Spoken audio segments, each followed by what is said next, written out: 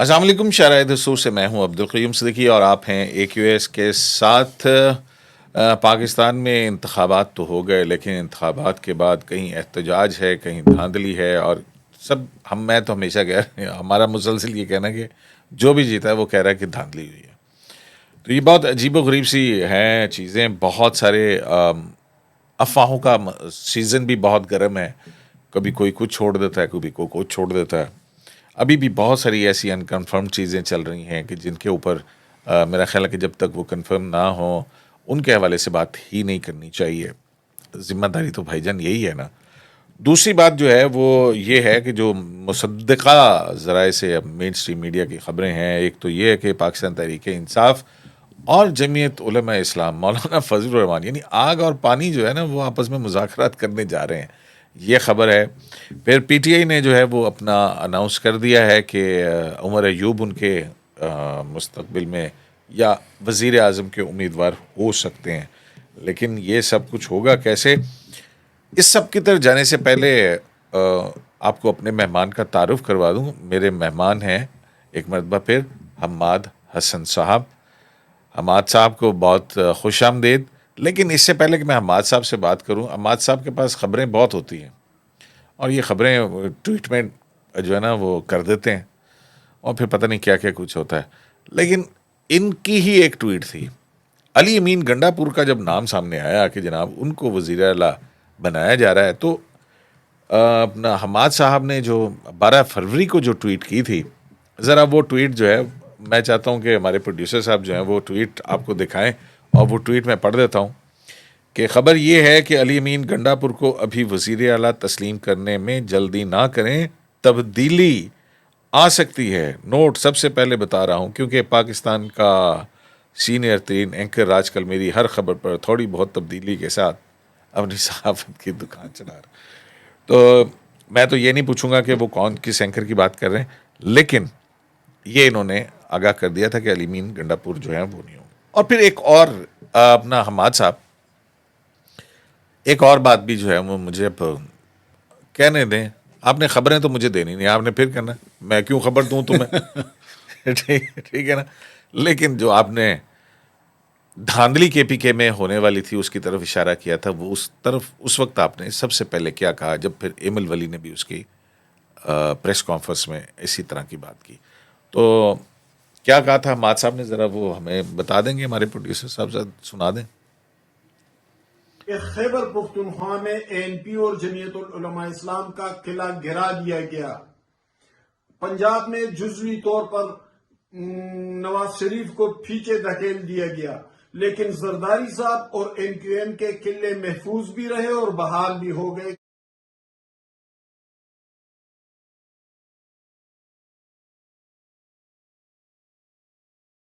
اس کی تحقیقات کے حوالے سے کل بھی جو ہے نا آپ نے ٹویٹ تو آپ نے پہلے کر دیا تھا، لیکن کل آپ نے بڑے تفصیل سے بتایا کہ کے پی کے اندر دھاندلی کے حوالے سے کن کن طرف تحقیقات کی طرف جو ہے وہ بات چیت چل رہی ہے یا ہوگی۔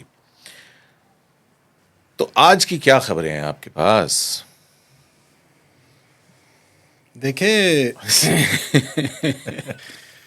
اگر خبریں میری صحیح ثابت ہو رہی ہے الحمدللہ تو ہم صحافت کرتے ہیں نا، ہم ویوز کے پیچھے نہیں بھاگتے۔ ہاں صحیح بات ہے۔ ویوز کے پیچھے بھاگیں گے تو پھر آپ صحافت نہیں کر سکیں گے، پھر ویوز ملیں گے لیکن صحافت نہیں ہوگی۔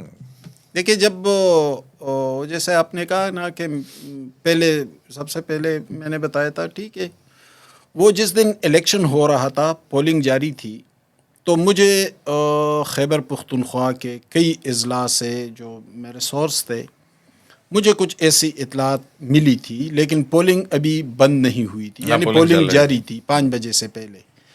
اور پھر میں نے ان کو کنفرم کرنا شروع کر دیا تھا، چیک کرنا شروع کیا، کراس چیک کیا۔ میں ان صحافیوں کی طرح تو نہیں کہ بات سنوں اور فوراً بغیر تصدیق کے آگے بڑھا، تو ظاہر ہے میں نے اس کو کراس چیک کرنا شروع کیا۔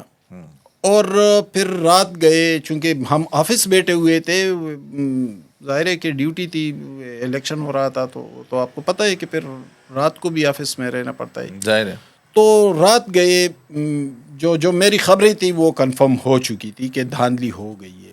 اور پھر دوسرے دن میں نے یہ ٹویٹ کیا کہ خیبر پختونخوا میں بڑے پیمانے پر دھاندلی ہو چکی ہے. اور پھر اس کے بعد ایمل ولی نے بھی پریس کانفرنس میں یہ بات کہی, پھر مولانا فضل الرحمان نے بھی کہا, پھر دوسری جماعتوں نے, اور اب تو سب کچھ سامنے آ چکا ہے. علی امین گنڈاپور کے حوالے سے بھی میں نے کہا تھا کہ یہ بڑی اندر کی خبر آپ نے دی, اس کی وجہ کہیں یہ تو نہیں ہے وہ جو آپ پینڈا اڑاتے رہے ان کے ساتھ ہیں. علی امین گڈھاپور کو تو ساری دنیا ڈھونڈ رہی تھی.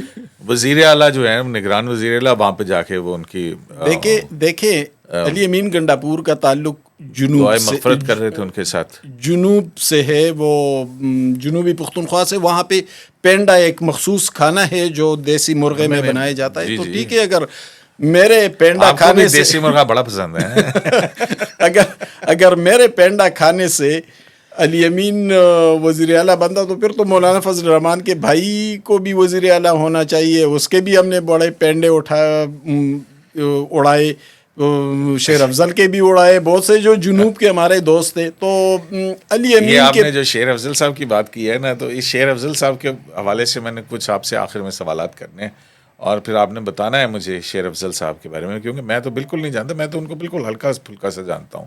اچھا, آپ سنیں بہت اچھا جانتے ہیں. چلے بات کریں گے, دوست ہے, احتیاط کے ساتھ بات کریں گے. اچھا, تو علی امین کے بارے میں پہلے سے بتا چکا تھا کہ ابھی مبارکبادیں نہ دیں, ذرا ٹھہریں, تبدیلی آ جائے گی, تبدیلی کا امکان ہے. اور اب تو آج تو سب کچھ آپ کے سامنے ہے. دراصل قیوم صاحب اس وقت پی ٹی آئی میں 3 بڑے گروپس ہیں. پی ٹی آئی کے پی کے کی پی ٹی آئی یا پوری پی ٹی آئی, چونکہ پی ٹی آئی کو ڈومینیٹ کے پی کر رہی ہے نا, پنجاب میں اس کا اتنا اثر ہے بھی نہیں, اور کے پی میں ہے, بہت اثر ہے. نہیں, لیکن اس کی جو مین 170 کے قریب ان کے آزاد ممبرز آ گئے ہیں. آپ کہہ رہے ہیں کہ اثر نہیں, کیا بات کر رہے ہیں. ٹھیک ہے, آدھا صوبہ ان کو میں بتا رہا ہوں, لیکن ان کی جو لیڈرشپ ہے نا وہ ساری کے ساری کے پی سے ہے. یعنی آپ دیکھیں اسد کیسر, عاطف خان ہے, گنڈاپور ہے, تو ہول کے پی والوں کا ہے, پنجاب کا نہیں ہے. پنجاب میں ٹھیک ہے ایک پاپولیرٹی ہے عمران خان کی, لیکن لیڈرشپ زیادہ تر کے پی میں ہے. تو وہ لیڈرشپ 3 حصوں میں منقسم ہے, اس میں 3 گروپس ہیں اس وقت. ایک اسد کیسر گروپ ہے, اور اسد کیسر کچھ اور لوگوں کے بہت قریب ہیں, مختلف دفاتر میں آتے جاتے ہیں, اور وہاں پہ اچھا میں ایک خبر بھی آپ کو دوں, آپ خبر کے بڑے شوقین. ہاں خبر تو 2 دن پہلے اسد کیسر ایک آفس میں گئے, ایک عمارت میں داخل ہوئے, اور وہاں 1 گھنٹہ گزارا, اور پتہ ہے کیا کہا تھا انہوں نے وہاں پہ؟ آدھے سے زیادہ وقت گنڈاپور کے خلاف شکایتوں میں اپنے لیکن ان کے بھائی بھی تو ہے نا وہاں پہ, اسٹرانگ کینڈیڈیٹ ہیں. بھائی ہیں عاقب, لیکن وہ اس کیلیبر کے نہیں ہے کہ وہ وزیر اعلیٰ بن سکے. اچھا, بہرحال چونکہ پی ٹی آئی میں چلتا ہے نا, پی ٹی آئی نے عثمان بزدار کو بنا لیا تھا, تو اس کے بھائی کو بھی کچھ اسپیکر بنا لے. تو وہاں ایک اسد کیسر گروپ ہے جو منظور نظر ہے, ایک عاطف خان, شاہرام ترکئی, یہ جو نوجوان ہیں نا, اور یہ زیادہ تر اپنے آپس میں یا قریبی دوست ہیں یا رشتہ دار ہیں, ایک ان کا گروپ ہے, یہ ایک الگ گروپ ہے. اور ایک گروپ گنڈاپور گروپ ہے, وہ عمران خان کے بہت قریب ہے. تو یہ مختلف گروپس کے درمیان ایک تنازع چل رہا تھا وزیر اعلیٰ کے لیے, اور میں نے تو فوری طور پر ٹویٹ کر دیا تھا کہ گنڈاپور وزیر اعلیٰ نہیں بنیں گے, کیونکہ مجھے معلوم تھا کہ گنڈاپور کے حوالے سے بہت تحفظات ہیں, بہت حساس مقامات پر اس کے خلاف شدید تحفظات ہیں. اور آج تو میڈیا نے بھی بتایا کہ 9 مئی کیسز میں شاید وہ جس دن اس کے وہ حلف کے لیے جانا تھا, اس سے پہلے شاید وہ ان کی گرفتاری بھی ہو. اچھا, میرے علم میں نہیں تھا. تو بہرحال اگر وزارت اعلیٰ سے پیچھے ہٹے تو شاید ان کے لیے اچھا ہو, لیکن اگر خان صاحب, اب تو خیر اب تو تبدیلی آ چکی ہے, جو ٹویٹ میں نے کیا تھا وہ اب تو تقریباً وہ تو ہو گیا نا. تو اب میرا خیال یہ ہے کہ مشتاق غنی سوٹیبل کینڈیڈیٹ ہیں وہ سب کے لیے قابل قبول ہو سکتے ہیں. مشتاق غنی کے پی وزیر اعلیٰ کے وہ پی کے لیے. سابق اسپیکر بھی رہے ہیں, ایبٹ آباد سے ان کا تعلق ہے, اور پی ٹی آئی میں بہت دیر سے آئے. مسلم لیگ کاپ میں تھے, ایم پی اے بنے تھے اور مختلف جماعتوں میں, لیکن کم از کم ایک سینسیبل آدمی ہے, ہو سکتا ہے کہ وہ سامنے آئے. تو یہ اب یہ جو جے یو آئی اور پی ٹی آئی کے آپس میں مذاکرات, اس خبر نے آپ کو چونکایا یا نہیں, یا مطلب نہیں. بالکل نہیں چونکایا؟ الیکشن رزلٹ کے بعد مجھے نہیں چونکایا. اچھا, وہ اس لیے نہیں چونکایا. نہیں لیکن اتنے اختلافات ہیں. آپ دیکھیں عمران خان تو پتہ نہیں مولانا ڈیزل, اور وہ اس کو یہودی اور پتہ نہیں کیا کیا کچھ کہتے رہے, اور ایسی نہیں سیاست کیا مطلب. مولانا زرداری صاحب بھی اتنے شہباز خوفناک- شریف صاحب سے ابھی مذاکرات کر رہے تھے, تو شہباز شریف نے ان سے گلہ کیا کہ بلاول ہمارے بارے میں یہ کہہ رہا تھا, تو اس نے کہا شہباز صاحب بس وہ الیکشن کی باتیں تھی, الیکشن گیا وہ باتیں بھی کی. تو الیکشن مولانا اور بھی اس طرح کر لیں گے, اور کوئی مذائقہ نہیں, دونوں جماعتیں مذاکرات کر لیں تو اچھی بات ہے. اور مذاکرات انہوں نے کرنے بھی ہیں. آج ابھی تھوڑی دیر میں اسد کیسر اور کچھ اور لوگ مولانا کے پاس جا رہے ہیں, ادھر ایمبیسی روڈ پہ. ہاں, یہ جو ان کا گھر ہے مولانا کا, تو دونوں کی مجبوری ہے کہ مذاکرات, کچھ اتا پتا لگا اور کہ وہاں پہ مجبوری یہ ہے ہاں کہ مولانا کے ہاتھ اس وقت کوئی طاقت نہیں بچی ہے. ایک ہی طاقت ان کے پاس رہ گئی ہے, اور وہ خیبر پختونخوا کی گورنرشپ ہے. تو اگر وزیر اعلیٰ پی ٹی آئی کا ہے تو مولانا اس پر راضی ہو سکتے ہیں کہ گورنر ہمارا ہو, وزیر اعلیٰ ان کا ہو, تاکہ تھوڑے بہت میرے کام چلتے نہیں. رہیں. لیکن اس کے لیے تو پھر جو ہے آپ کو گورنر جو ہے وہ تو فیڈرل گورنمنٹ لگائے گی. اب فیڈرل گورنمنٹ کا ابھی تک تو ویسے ہی ابھی تک کچھ پتہ نہیں ہے کون بناتا ہے, کیونکہ ساری جماعتیں دعوے کر رہی ہیں. ابھی تک تو نوٹیفائی بھی نہیں ہوئی پوری طرح سے اسمبلی, کہ جس کے بعد اسمبلی کا اجلاس بلایا جائے. 14 دن کا تو یہ وقفہ ہے نا, دیکھیں جو قانونی طور پر آئینی طور کے اوپر الیکشن کمیشن نے یہ پروسیس مکمل کرنا ہے, جو ریٹرن کینڈیڈیٹس ہیں ان کے نوٹیفیکیشن جاری کرنے کا. اور 28-29 فیبری تک جو ہے وہ صدر کو اجلاس بلانا, 21 دن کے اندر 20 دن میں. مولانا اس وقت پھنسے ہوئے ہیں. وہ فیڈرل گورنمنٹ کے ساتھ نہیں چلیں گے تو ان کا گورنر باقی نہیں رہے گا. وہ پی ٹی آئی کے ساتھ نہیں چلیں گے تو ان کا گورنر اکیلے رہ جائے گا ادھر کے پی میں.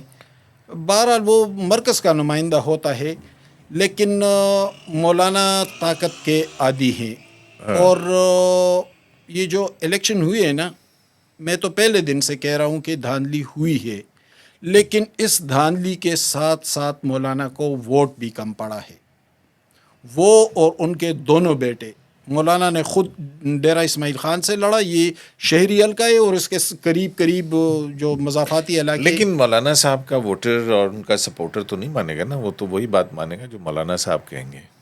لیکن یہ بھی ہے کہ مولانا کے ووٹ, لیکن مولانا صاحب کا نواز شریف کے حوالے سے کل کا سٹیٹمنٹ, اور وہ جو ہے پھر رانا ثناء اللہ کا جو بیان آیا, اس نے کافی ہلچل مچا دی ہے نا. پھر ان تو ظاہر ہے کہ رانا ثناء اللہ تو ایک جارحانہ انداز اپناتا ہے, اور گو کہ شریف فیملی نے خود کچھ نہیں کہا, لیکن مولانا بہت پریشان ہے.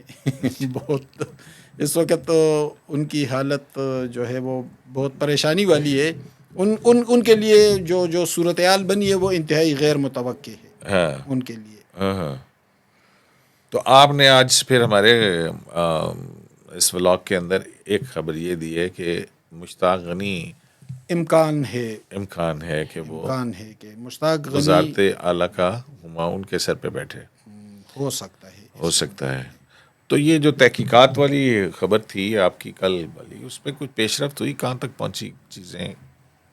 آپ الیکشن دھاندلی کے حوالے سے بات کر رہے ہیں؟ نہیں, وہ تو خیر وہ تو ظاہر ہے کہ وہ تو وقت لے گا. میں تو ابھی 24 گھنٹے پہلے آپ کو بتا چکا ہوں کہ کچھ ایسی چیزیں ہو رہی ہے, اور بہت خاموشی کے ساتھ اور برق رفتاری کے ساتھ ہو رہی ہے. لیکن بہرحال اس پر اچھا, میں نے کل آپ سے کہا تھا نا کہ کچھ بیرونی بات کی بات کی تھی. تو آج کم از کم مجھے ایک یہ خبر مل چکی ہے کہ آرٹیفیشیل انٹیلیجنس کا بھی استعمال ہوا ہے. اب یہ چیزیں تو ہمارے لیے نہیں ہیں, ہم تو جانتے بھی نہیں ہیں ان کو, اور یہ تو جو نوجوان ہیں جو نہیں تو آرٹیفیشیل انٹیلیجنس کیا مطلب وہ فارم 45 اپنے پاس سے بنا لیے انہوں نے یہ کیا بات اب آپ مجھ سے ٹیکنیکل سوال پوچھیں گے تو میں ان چیزوں کو کہاں جانتا ہوں. مجھے جو خبر مل چکی ہے وہ یہ ہے کہ آرٹیفیشیل انٹیلیجنس کا استعمال ہوا ہے اور اسی فارم 45 کے حوالے سے.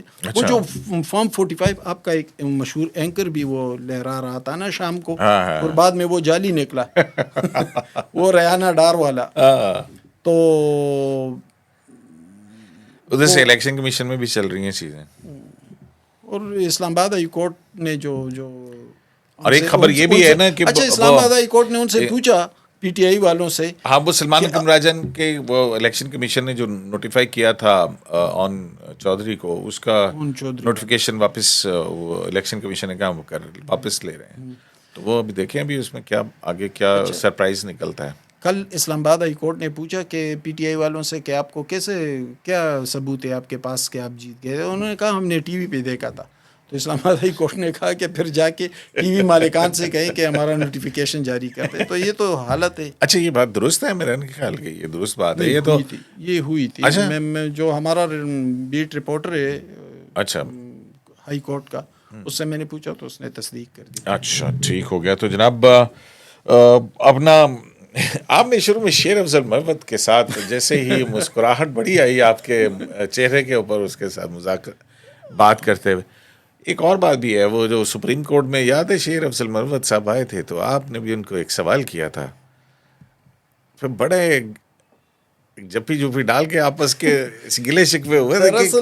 بڑی شیر افضل بہت پرانے دوست ہیں. یہ ایک زمانے میں پشاور میں ہمارے ساتھ رپورٹر بھی تھے. رپورٹر یہ صحافت میں رہے. اچھا یہ کراچی کا ایک اخبار تھا فائنینشل ٹائمز, اس میں رپورٹر تھے. اچھا. اور تیز اتنے ہیں کہ اس رپورٹر کو سی ڈی بنا کر اس وقت کے وزیر اعلیٰ آفتاب شیرپاؤ کے بہت قریب ہو گئے تھے. اخبار کو کوئی نہیں جانتا تھا لیکن شیر افضل کو سب جانتے تھے. اچھا. اور پھر بعد میں یہ وہاں سے آفتاب شیرپاؤ کے ہاں پھر سول جج بھی بنے. ہاں یہ تو پھر اسلام آباد میں بھی رہے. تو پرانے دوست تھے میرے. ایک federal government employees housing authority کے کنسلٹنٹ بھی رہے. بہت ساری کہانیاں ہیں. میرے ایک قریبی عزیز ہے, اس کے کلاس فیلو ہے, تو ایک بہت قریبی تعلق ہے پرانا. وہ اس دن تو ایسے ہم گپ شپ لگاتے رہے سپریم کورٹ میں. تو بڑے ڈرامہ باز ہیں دوست ہیں ہمارے, لیکن بڑے ڈرامہ باز ہیں. ڈرامہ بازیاں کرتے ہیں, اپنے آپ کو ذرا پاگل سا اوور بولڈ اوور کانفیڈنٹ پیش کرتا ہے. تو بس یہ اس کی کامیابی کا راز ہے. یہ آفتاب شیرپاؤ کے ساتھ بھی رہے, یہ مولانا کے ساتھ بھی رہے, اور اب تو ایم این اے بن گئے. آگے آگے دیکھیے ہوتا ہے کیا. چلیں اور کوئی خبر رہ گئی آپ کے پاس کہ نہیں؟ جو خبریں تھی وہ تو میں آپ کو دے چکا. جو دینے والی تھی وہ تو میں آپ کو دے چکا.